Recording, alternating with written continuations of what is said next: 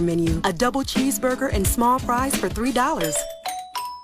Count on Allison Pryor for your accurate weather forecast. We all know that we live in a very technologically driven world. Sometimes that's a good thing, and sometimes that can be a bit intimidating. Dr. Tiffany Ahlberg joins us this morning. She has Ahlberg Audiology in Cleveland, and she kind of wanted to address that very concern this morning. So good to see you.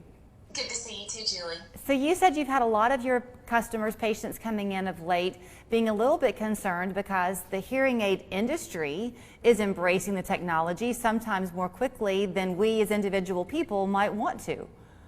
Yeah, so some people are super excited about technology, and then other people are very intimidated by technology. So you have both, but the nice thing about the hearing aid world is that the technology is something that like us as audiologists control. So we're able to set everything, and it makes it very, very easy for the end user. Some of them have different adjustments that the patients can make if they want to.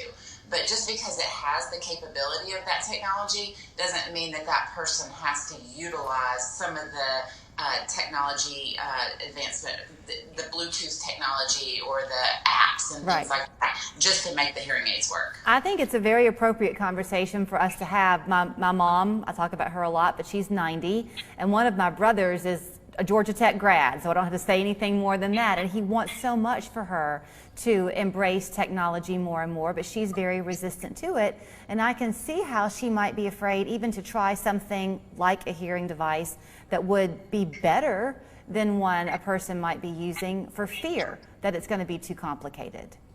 Yes, definitely. I had someone in the other day, and I have a lot of people who still use flip phones, and there is nothing wrong with that, but some of the hearing aids will work with iPhones, Androids, different companies work with different types of phones. But sometimes people are very afraid of branching out to a smartphone because they're afraid they won't be able to use it. But to me and some of the people in my office, when we look at a flip phone, those are harder for us. And maybe it's just because we have gotten so used to technology, but to us, a flip phone is actually harder to use than some of the smartphones. So there's a difference in saying something that is compatible with an Android or an iPhone, and that something has to be used by having an Android or an iPhone. So these hearing devices that have all this technology built in, can you enjoy that benefit but still have the flip phone? Yes. So there are a few companies that have the direct phone to the, even a flip phone, anything with Bluetooth. So different companies utilize different types of Bluetooth technology. And again, that is not something that the patient has to worry about. That is something that the audiologist can help that patient with as far as deciding whether that's something they want to use, just demonstrating it to see if it's something that benefits them. Mm-hmm. I think, again, it's just very intimidating for some people to think that they're going to have a phone streaming into their hearing aids, right. And it's going to be something that they have to do. But the audiologist sets that all up for them. If you don't mind, let me switch gears for just 1 second before I let you run. But since we're talking a little bit about aging, as we do get older, often you have issues with dexterity. Seems like a time or two ago you talked about a hearing device that could stay in your ear longer. Is that beneficial for people if that isn't a problem for them? Yes.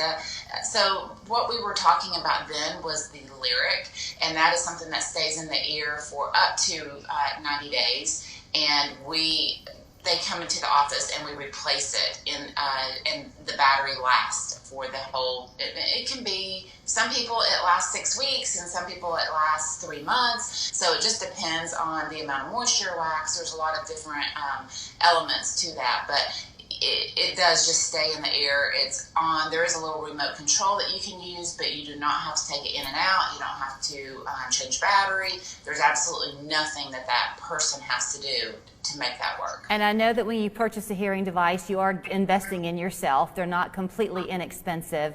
Maintenance is a key part of making them last longer. So the benefit of coming to you, where you can have that maintenance done, versus buying something at a distance and then you're on your own. Yes, I mean, I don't think people understand that component of hearing devices. That they think of it as just a technology device that you buy off the shelf, but there is a tremendous amount of maintenance involved because it's in our ears. It's exposed to earwax, it's exposed to moisture, it's exposed to dry skin. So there's a lot of different things that we have to maintain and clean on a regular basis. What age should people get their first hearing exam? Well, I mean, it just depends on if they're noticing an issue or not.